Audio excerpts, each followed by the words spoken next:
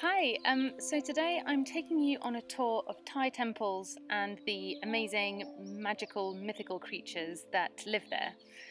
Thai Buddhist temples tend to be arranged in these quite large complexes with quite a few different structures, as you can see here.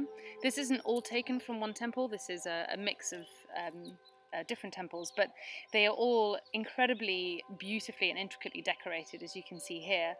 This is a prayer hall, so inside there will be the big statue of Buddha where people can go and pray. And then this is a chedi or stupa, which was originally created to house relics of the Buddha, but these days they'll just have a little statue of the Buddha.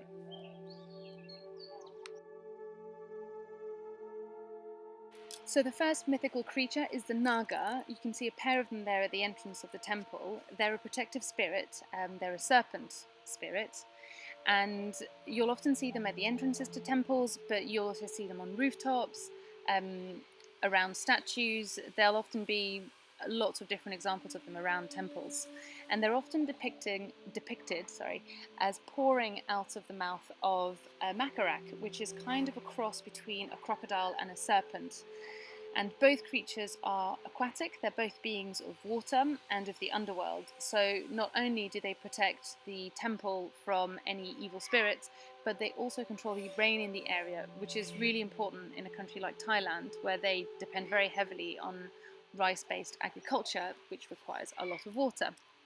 And then there's the Mukalinda, which is the king of the Nagas. It's depicted as either having 7 heads or sometimes 5 heads, and it protected the Buddha during a heavy rain downpour. So you'll often see the Buddha depicted like this, with the Mukalinda sheltering it with its hoods. Another creature is the Garuda, which has the body of a man, but the legs, the wings, and the beak of a bird. Their wings are said to be several miles wide, and when they flap them, they can create hurricane-force winds. The Garuda and the Naga have had a long-standing war raging between them, which is why you'll often see the Garuda depicted with snakes in their hand, like here.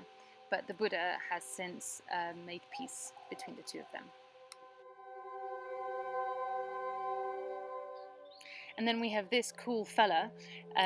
This is a mom, which is another aquatic creature. And they're these 4-legged, snarly, scaly creatures that, again, are guardians of the temple, and you'll often find them in pairs at entrances or around sacred structures.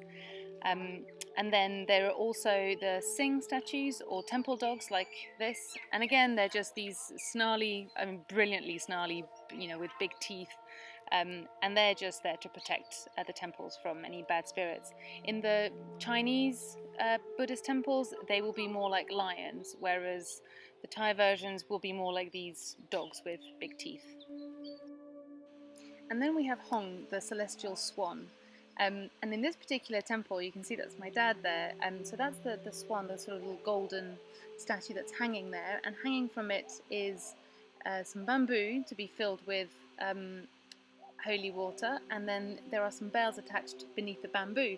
And so what the Thai believe is that as you pull the rope, which is going to lift the Hong up to the stupa, where there is a statue of Buddha, the wind will catch the bells, and the bells signify that the prayers are being sent to heaven. So what happens is you make a small donation, which is known as making merit, then you put a bit of water in the bamboo, and then the wind, by ringing the bells, will take your prayers up to the heaven, and by pouring water on the Buddha, you are doing something good, which is known as making merit, which will help your karma.